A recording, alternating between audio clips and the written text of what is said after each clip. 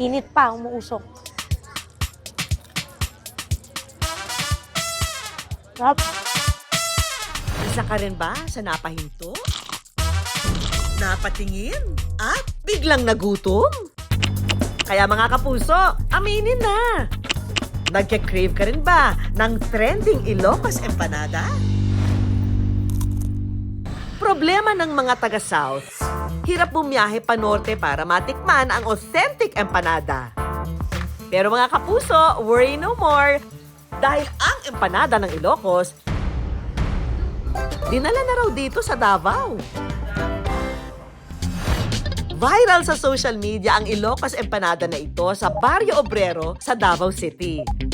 Paano ba naman kasi? Kuwang-kuha raw ang alat sarap ng empanada na mas pinasarap pa ng asim kilig na suka. Napaka-crispy, ang daming laman, malinamnam, at saka lasang-lasa mo talaga yung longganisa ng Ilocos. Yung wrapper niya kasi, hiniling na bigas yan. Yung palaman niya sa loob is yung papaya at saka yung Ilocos longganisa. Tapos isang whole egg talaga nila. Itiniklop at saka pinugulungan ng plato para magsara. Yan, hulog po natin siya sa mantika na kumukulo. Naimas! Matitikman mo na ang kanilang regular Ilocos empanada sa halagang 85 pesos. Ito pa ang pakulo niya ha. Ang patwist ng empanada rito with cheese. Pati ang longganisa rito may variation. Bukod sa classic garlicky taste, meron ding matamis at maanghang na version. Kuhang-kuha ng araw ni Nico ang timpla ng Ilocos empanada. Bakit naman hindi? Si Nico mismo, proud Ilocano. Bulacan niya raw ang kanyang ina, habang ang ama naman niya ay mula Lawag, Ilocos Norte. Dito na nga rin daw siya lumaki at nakapagtapos ng pag-aaral. Napunta ako sa Davao 2011. Nagbakasyon lang kami dito. Nauna yung parents ko, tapos nagbakasyon ako. Ngayon nagustuhan ko dito. Taong 2011 daw, nang magsimulang magtinda si Nico ng empanada sa harap ng karinderya ng kanyang mga magulang. Nag-umpisa ako sa Ilocos empanada, ang 3,000. Binigay lang ng parents ko yun para umpisahan yung negosyo na yan. Nakita ko kasi sa Davao, wala pang talagang pagkain ng Ilocano. At maraming Ilocano dito sa Mindanao. Dahil bago lang daw sa panlasa ng mga taga Davao ang Ilocos empanada, nahirapan siyang ibenta ito. At kalaunan ay isinantabi muna ang pangarap na negosyo para tumanggap ng ibang oportunidad. Nag-OFW ako as waiter sa isang restaurant sa Doha, Qatar. Okay naman, sinubukan ko lang din. At matapos ang kanyang kontrata noong 2015, nagpa siya si Nico na umuwi na bansa para muling subukang magnegosyo. Nakapag-decide ako na bumalik na lang dito sa Davao para pagpatuloy yung Ilocos empanada. Every year, sinusubukan ko po bagong pwesto, kung anong pwede pang gawin, bagong staff, bagong strategy kung paano ko siya mabebenta na kakagatin ng masa. Sa pagkakataong ito, mas marami na raw ang tumangkilik ng kanyang paninda. Madaming meat sa loob and crunchy din yung dough niya. I think I'll give it siguro 8 out of 10. Dahil sa paglago ng kita, ang pangarap lang noon, unti-unti niyang nakamit.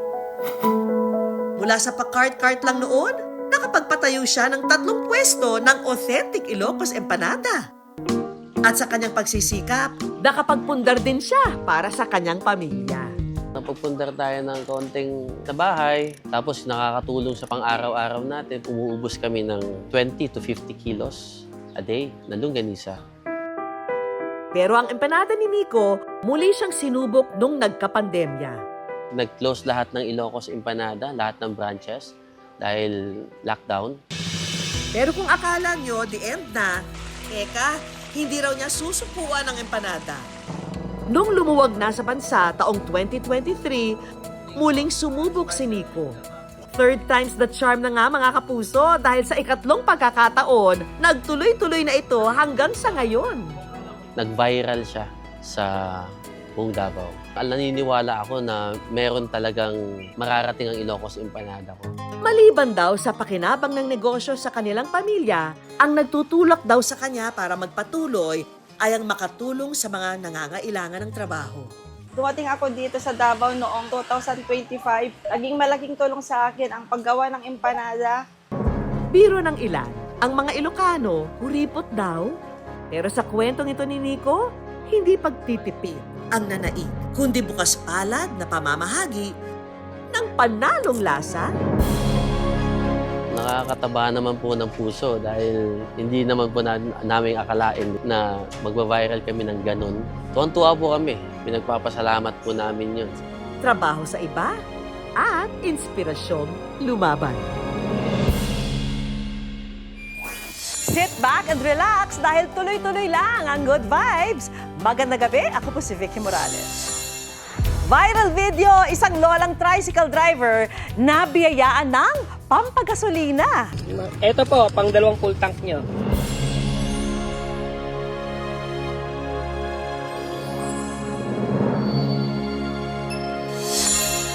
Magwalis dito, magwalis doon. Ito raw ang misyon ng isang cleanfluencer. Pag masukal na yung daanan, tinatabas ko muna yung mga damo. Kuya Kim, inimbita sa kanyang show ang isang lalaki matapos mabasa ang post nito. I just wanted him to know that there's someone who listens. Hindi mo naman pinagdadaanan ng mga tao eh. Ngayong walang humpay ang pagtaas ng presyo ng gasolina, umaaray naman ang mga motorista. Kaya naiyak ang isang lola nang mabiyayaan siya ng panggasolina. Nagbabadyang umabot ng 114 na piso kada litro ang presyo ng tataas muli ang presyo ng mga produktong petrolyo. Round 2 na sa susunod na linggo ng nakalululang oil price hike. Kung sumasakit na ang ulo nyo sa sunod-sunod na balita tungkol sa dagdag singil sa krudo, may tutulong daw sa atin na mas maintindihan ang isyong ito. Brainy yan?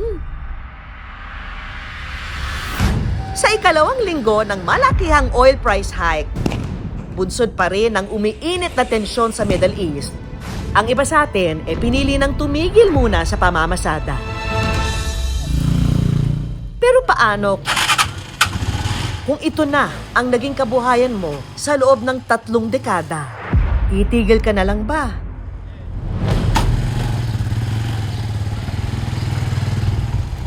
Kung meron ng araw umaaray ngayon sa presyo ng krudo, nangunguna na raw dyan si Lola Lydia. Sa edad na 72, siya pa rin ang breadwinner ng kanyang pamilya. At may apo pa rin daw siyang pinag-aaral. Nabiyahe po ako alas 3 ng madaling araw. Bago pagdating ng alauna, nauwi na ako. Basta't meron na akong pambili ng ulam, bigas, at may itatabing 200 o 100 para sa apo kong nag-aaral. Nagarahe na ako. Bili nga ng ulam. Ano po? Lydia. Todo ang pagsisikap ni Lola Lydia para sa apo. Kahit pa raw ang bata, hindi niya talaga kadugo. Ang tunay raw kasing lola ng apo niya, ang kanyang long-time partner. Si Neneng, nakalala ko yun. Pinuwi niya ako sa kanila. Nagsama kami. Meron siyang 3 anak. Yung kambal at saka yung kuya niya. Naging masaya naman daw ang pamilya nila hanggang si Neneng pinawian ang buhay noong 2015 dahil sa diabetes. Ang naiwan niyang 3 anak, patuloy na inalagaan ni Lola Lydia. Nagkapamilya at anak na ang kambal. Nariyan pa rin siya. Pero nito lamang daw 2025, ang kambal na anak-anakan magkasunod ding binawian ng buhay dahil sa parehong sakit ng kanilang ina. Sa akin talaga pinaubaya. Hanggang sa namatay yung nanay nila, hindi na sila humiwalay sa akin. Para sa inako na niyang apo.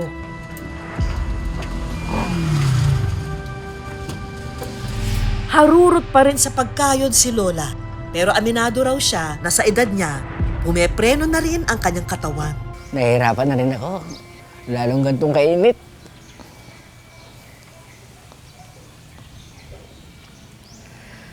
Napakahirap.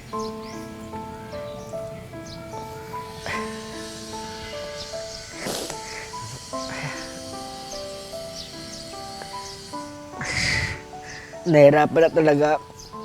Hindi lang ako makatigil. Naawa ko sa mga apo ko. Puntang. Sinabayan pa nga raw ngayon ng sunod-sunod na pagtaas ng presyo ng gasolina. Hindi naman kami nagtataas ng pamasahe eh. Lalo na yung aking tricycle, palibasa kalumaan na, napakalakas na sa gas. Ang dating 500 daw na nauuwi niyang kita, ngayon ay nasa 200 na lang. Sa kasalukuyan, nagdodorm ang apo ni Lola Lydia na si Sheila sa Maragondon, Cavite. At ngayong araw na nga, isang surprise video call ang natanggap ni Lola mula sa apo. Gusto ko lang mag-thank you kasi syempre, simula pagkabata ko, ikaw na yung nagpapaaral sa akin, nagbibigay ng baon, ikaw na nag-alaga. Syempre, simula nung nawala si Nanay Neneng, si Papa, tsaka si Mama, ikaw na talaga lahat yung sumalo nung responsibilidad. I love you, Sheila. I love you. Love you, La. Bukod sa pagmamahal ng apo, ito pa raw ang biyayang natanggap ni Lola Lydia kamakailan. Ano po? Po? Nang minsan siyang mamasada, isang lalaki ang sumakay sa kanya at biglang nagbigay ng panggasolina. Magkano full tank ng gas ngayon? Magkano full tank ng gas? 540. Po? 540 ngayon? Mahal. Oo, laki na itinaso eh. Ito po, pang 2 full tank nyo. Nakita ko si nanay na parang yung pagdadrive niya ay hindi na ganun katulad sa iba na mga malalakas kasi may edad na rin si nanay. Naisip ko na grabe sa mahal ngayon ng gas, may kinikita pa ba sila? So doon na po ako na nagbigay po kay nanay. Sa muling pagdalaw ni Mervin kay Lola Lydia, panibagong tulong ulit ang bitbit niya. Muli ako nagpapasalamat sa kanya sa kabutihang ginagawa niya sa akin. Sana marami pa siyang katulad kong matulungan. God bless palagi at bigyan pa siya ng mas malusog na pangangatawan. Maraming salamat ulit sa lahat ng mga tumulong. Ito rin po ang munting tulong pinansyal at grocery items mula sa Good News, Lola Lydia. Nagpapasalamat ako ng marami sa pinagkaloob niyo sa akin. Malaking tulong po sa amin yan. Sa gitna ng krisis sa gasolina, may good news pa rin pumapara. Inspirasyon at good vibes din ang ipinapasada ng gasoline boy na ito mula Zamboanga City. Ang bandera kasi niya, utak! Siya si Amil na nag-viral dahil master niya ang pagpapaliwanag tungkol sa supply at demand ng gasolina. Hindi na yan makontrol ngayon ng mga DOA kung mag-increase man bawat litro ang mga gasoline station. It is because wala talaga supply unless the DOA will prepare the price protection sa mga gasolinahan. Totoong hanggang Abril lang ang fuel natin, which is wala tayong kasiguraduhan kung may supply. Even na makita natin sa news na pwede nang daanan ng oil tanker ang Strait of Hormuz, but unfortunately, kailangan sa currency ng China, which is yuan. Ngayon, kung meron man makadaan only in China, China lang ang makakakuha. Hindi yan ibibigay ng China agad-agad sa Pilipinas. Na ngayon, pag wala talaga magdating sa Pilipinas na fuel, possible, magkakaubusan tayo ngayon. It comes with a job daw. Lalo pa ngayon na marami ang umaalma sa taas ng presyo ng gasolina. Pero ang angking talino ni Amil, hindi raw pabago-bago na tulad sa presyo ng krudo. Dahil estudyante pa lang, consistent honor student na siya at naging scholar pa noong kolehiyo. Sabi ng admin ng scholar, maintain your grade 89 to 90. Sabi ko, mahirap to. Study hard lang. Alas 3 pa, andun ka na sa kusina, nagkape-kape, tapos study, para lang ma-maintain yung grade. Sa pagsusunog ng kilay, ang naging resulta?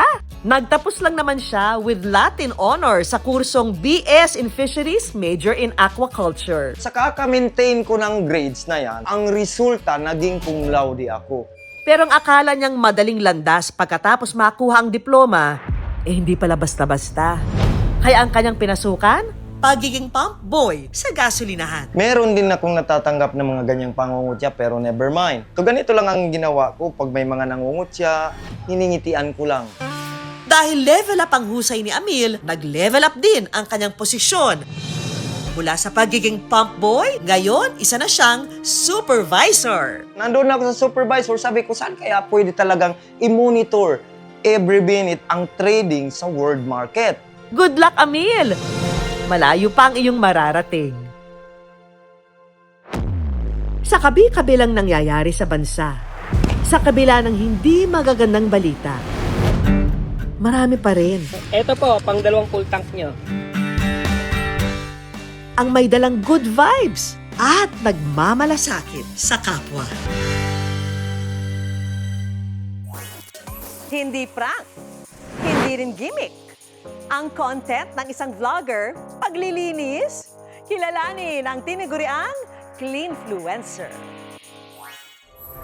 Naguguluhan din ba kayo kung minsan sa mga pagbabago ng panahon? Sala sa init, sala sa lamig, may biglang buhos ng ulan at pagyayelo pa ng mga halaman. Sa panahon na nga ng climate change, ang pagiging handa ay mahalaga. Siya ang 34 na taong gulang na si Christopher, na ikinakawang gawa ang paglilinis ng mga kalsada para sa komunidad at pati na rin sa inang kalikasan. Ito na nga raw ang social media influencer na hindi ka magdadalawang isip i-follow. Sumikip na kasi ang kalsada dahil dito sa mga damo, sanga ng kahoy at sa kawayan. Hindi prank, hindi rin kung ano-anong gimmick, kung hindi paglilinis ng mga kalsada. Naisipan kong gawing content ang paglilinis ng komunidad noong time na meron akong nakitang isang spillway na barado ito ng mga basura at saka mga sanga ng kahoy. Bit-bit ang kanyang mga gamit na panlinis. Si Christopher, always on the go. Lahat ng sulok lilinisin. Ang mga nakaharang na kalat sa kalsada. Mga nakabalandrang sanga ng puno. At putik na maaring maging sanhi ng aksidente, may solusyon daw sa kanya. Kung hindi raw kasi siya ang gagawa, sino pa? Ang akong ikasulti nito, Pe, nga sa iyang pagkagugihan nga magpadayon lang unta na sa iyang hangtod sa hangtod nga makatabang na siya sa makasundog ang uban nga magkakita niya. Ito'y mahalagang tungkulin bilang isang warang mga magulang na maipamana natin sa ating mga kabataan. Lumaking mulat sa pagbabayanihan si Christopher. Ang kanyang ama kasi matulungin din daw noong nabubuhay pa. Kaya ang pagtulong sa kapwa, bit-bit niya raw sa puso't isipan. Naging hero at inspirasyon ko po ang tatay ko. Nung buhay pa yon, kapag mayroong nanghihingi ng tulong, magbayanihan. Ngayong araw na nga, sasama tayo sa paglilinis ng ating Cleanfluencer. Dito sa Barangay Tagubi raw ang destinasyon niya ngayon. Ito po yung spot na napili ko ngayon sa kadahilanan na nakita ko po na napakadelikado na po pag ganitong sitwasyon. Lalo na mabasa yung kalsada at pakurba ito. At hindi na po ito safe, lalo na nakamotorsiklo. Pala at air blower ang mga sandata ng ating bida. Pag masukal na yung daanan, tinatabas ko muna yung mga damo, tapos i-re-rake ko yung damo, saka ko gagamitan ng walis o lip blower. Ang kanyang mga kababayan, malaki raw ang pasasalamat dahil sa malasakit niya sa kanilang komunidad. Pasalamat ko og kanang hangtod sa hangtod magpadayon siya uban sa pagampo sa Ginoo nga mabuligan og hatagan sa siya taas nga og maayong lawas. Bukod sa pagiging makabagong bayani ng bayan, superhero din daw si Christopher ng kanyang pamilya. Suportado naman ako sa pamilya ko dahil sa nakikita nila na magandang halimbawa po yung ginagawa ko. At tulad niya, nais daw niyang maipasa sa mga anak ang magandang adhikain na kanyang nasimulan. Ang pangarap niya raw para sa kanilang lugar, hindi lang para ito ay mapaganda, kundi para mahikayat din ang iba na kumilos at magbigay ng kani-kanilang ambag para sa ikabubuti ng kanilang komunidad. Magandang araw na pwede bang makahingi sa inyo ng tulong? Maglinis tayo sa ating kapaligiran, magko-community service tayo. Sige, Nay. Tara, Nay. Magandang araw, Nay. Ako, community service tayo. Maglilinis tayo sa ating kapaligiran. Sige, tara.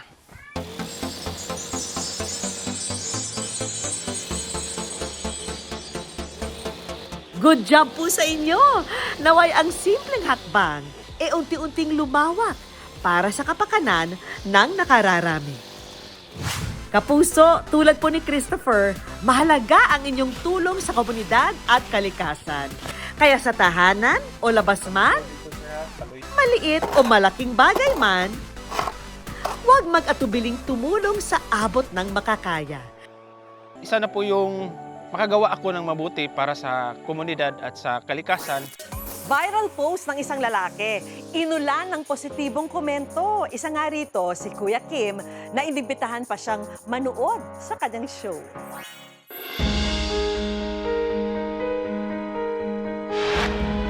Kamakailan, naging usap-usapan ang isang post sa social media. Mama, Papa, hindi ko na po kaya. Sorry po. Ang post, binahan ng mga komento mula sa mga netizen. May nagpapaabot ng mensahe ng suporta. Huwag kang susuko. Kapit lang. Palaging magdasal. May willing magpa-deliver ng pagkain. If nasa Bulacan ka, PM ka lang sa akin. Tara, kain tayo somewhere. Treat ko. At merong ding nakikipagkita at handang makinig at makipag-usap. Tara, let's meet. I'm willing to listen sa mga rants and problems mo without any judgment. Pero ang isang nag-comment, niyaya siyang maging guest? Watch TikTok Lock live next week as my guest. I'll wait for you, okay? Ito na pinakahihintay natin. Ang paanyaya nagmula sa walang iba, kundi kay Kuya Kim. Welcome to the Sino nga ba ang tao sa likod ng post na yan? Sa kakakulitan din natin today, ang father and son. Pangkaraniwang araw lang daw noon para kay Kuya Kim. And then I checked my threads. Nung chinek ko yung threads, merong isang post doon. Mama, Papa, pagod na ako. Or something like that. Galing ko kay Eman eh. Ang experience ko kay Eman, naging very sensitive ako sa mga post ng mga tao because hindi mo alam what they're going through. So I replied. Ang imbitasyon ni Kuya Kim, paraan niya raw para maiparamdam dito na hindi siya nag-iisa. I just wanted him to know that there's someone who listens. Hindi mo naman pinagdadaanan ng mga tao eh. It's just important that we are present. That they're heard. Ang naglabas ng saloobin sa kanyang post, ang 28 anyos na si CJ mula sa Malabon. Panganay sa 4 na Magkakapatid, si CJ. Jeepney driver ang kanyang ama, habang housewife naman ang kanyang ina. Close din ako sa family ko, especially to my mama and papa. Sinasamahan ako ng mama ko through my ups and downs. All-out support talaga si mama pagdating sa mga achievements ko din sa buhay.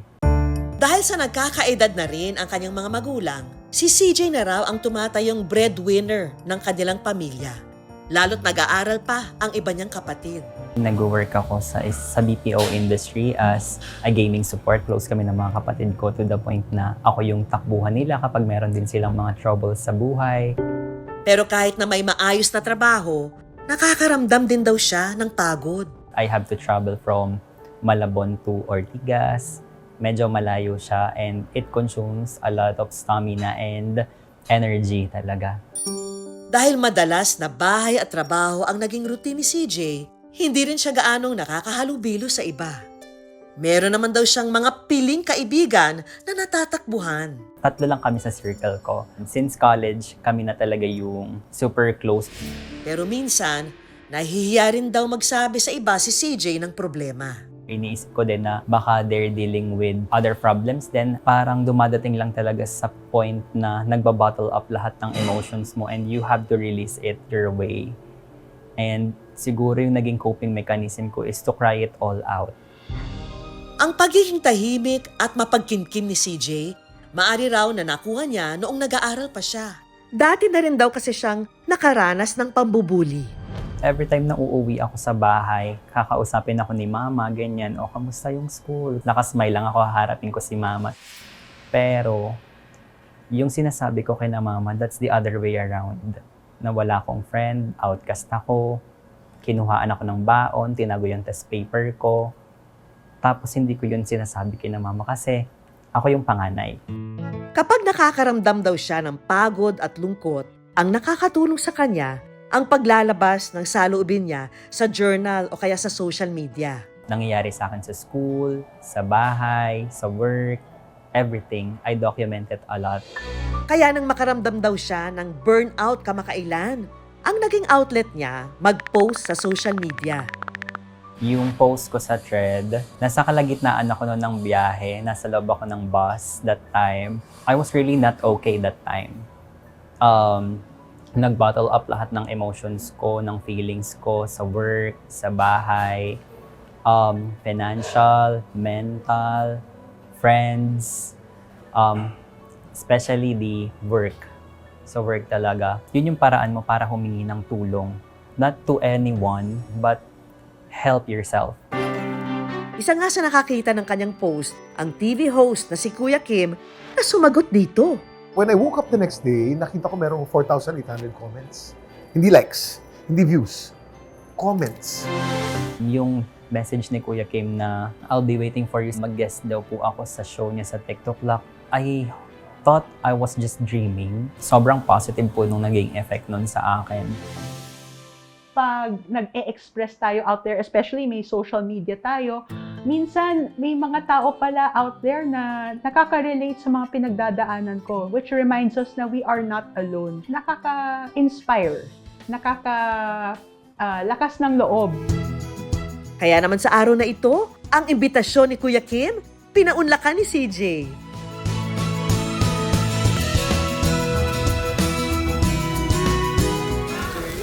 Pagdating sa studio, nag-usap muna ng personal sina Kuya Kim at CJ. Happy time tayo dito sa TikTok Live! Nang magsimula ang programa, si CJ, kasamang ina, narito na sa audience.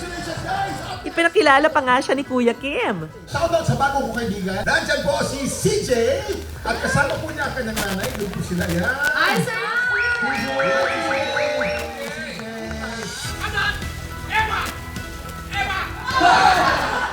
Si CJ, enjoy sa panunood. Tara dito tayo, babe.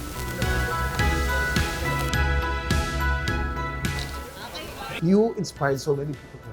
Hindi aksidente yan. Marami kang natutulungan sa buhay mo. So, stay alive and inspire. Continue to inspire. A little kindness goes a long way. You know, I called it the Eman effect, and this is to carry on her advocacy on mental health. Bukod sa words of encouragement, inalok din ni Kuya Kim si CJ na tulungang makipag-usap sa eksperto para sa kanyang mental health. It's my way of saying thank you kay Kuya Kim for reaching me and having this opportunity to talk with him personally about life. Very inspiring considering yung pinagdaanan ni Kuya Kim. Ginagamit niya to pay it forward para maengganyo yung mga tao to be open about talking about mental health or seeking help from a professional. At kung meron ng araw pinaka nagmamahal kay CJ, yan ay walang iba kundi ang kanyang pamilya. Kaya isang liham din ang kanilang sinulat para magsilbing paalala kay CJ kung gaano nila ito kamahal. Si Papa, hindi talaga siya vocal pagdating sa mga nararamdaman niya. Kaya sa pamamagitan ng sulat na to, mas naramdaman ko na mahal niya kami. Okay ka lang? Kasama rin ang Good News Team ang kaibigan ni CJ na si Christine para iparamdam sa kanyang hindi siya nag-iisa. Salamat. Hindi mo ako pinabayaan bilang kaibigan. Basta lagi mo tatandaan na pag pagod ka na, papahinga ka lang pero huwag kang hihinto. Kasi yung problema dinadaanan lang yan. Di yan dapat tinatapay. Alam mo naman yun, di ba? Pag kailangan mo ng tulong, nandito lang ako. Lagi akong open for you. It's not simply about rest pero kailangan mag-recalibrate tayo na ano ba yung mga habits ko na ginagawa ko that led me to experiencing yung burnout. So malaking bagay i-evaluate natin yung mga lifestyle choices natin. Sabi na nga, it's okay not to be okay. May mga panahon na nararamdaman natin ito. At minsan, ang mga salitang kailangan nating marinig, nagmumula sa mga taong hindi naman natin kakilala. Patunay na ang kabaitan at malasakit sa kapwa nananaig pa rin sa bawat isa.